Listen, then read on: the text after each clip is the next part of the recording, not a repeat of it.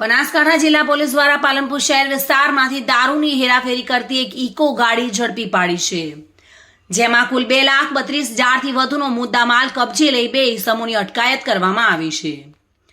બનાસકાંઠા જિલ્લા LCB police staff Palanpur શહેર વિસ્તારમાં પેટ્રોલિંગમાં હતા તે સમયે જ બાતમીના આધારે પાલનપુર શહેર વિસ્તારમાં નાકાબંધી કરી આબુ રોડ તરફ એક ઇકો ગાડી શંકાસ્પદ લાગતા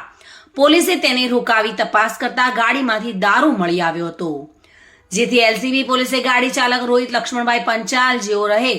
મારુતિ બિહાર અંબિકાનગર ઓઢવ અમદાવાદ શહેર તેમજ સની સચિનભાઈ પરમાર રહે રઉફ ચાલી પોસ્ટ ઓફિસ પાસે અમરાઈવાડી અમદાવાદ શહેરવાળાની અટકાયત કરી દારૂ સહિત કુલ રૂપિયા 2,32,000નો મુદ્દામાલ કબજે લઈ તેમજ દારૂ ભરાવનાર શામજી જે રહે આબુ રોડ વાળા પર પ્રોહિબિશન એક્ટ મુજબ પાલનપુર શહેર પશ્ચિમ પોલીસ સ્ટેશનમાં ગુનો નોંધી કાયદેસરની કાર્યવાહી હાથ ધરી છે। Reena Parmar, today news, Gujarati.